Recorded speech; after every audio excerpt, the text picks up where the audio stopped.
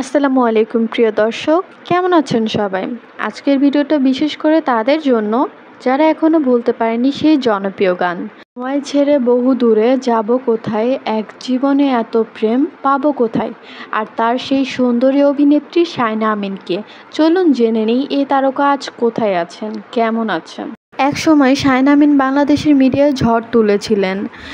শুধু গান নয়, তিনি ছিলেন জনপ্রিয় মডেল, অভিনেত্রী আর লাক্স সুন্দরী প্রতিযোগিতার অন্যতম পরিচিত মুখ। শুধু গান আর মডেলিং নয়, শায়না অভিনয় করেছেন নাটক ও সিনেমাতেও। মেঘের পর মেঘ সিনেমায় তার অভিনয় দর্শকের মন জয় করেছিল।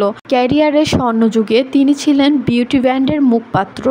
অনেকে জানতে চান শায়না এখন কোথায়। 2015 সালে তিনি বিয়ে করে পরিবার নিয়ে পাড়ি জমান লন্ডনে। বর্তমানে তিনি মিডিয়া থেকে দূরে আছেন এবং ব্যক্তিগত জীবনে বেশি মনোযোগী।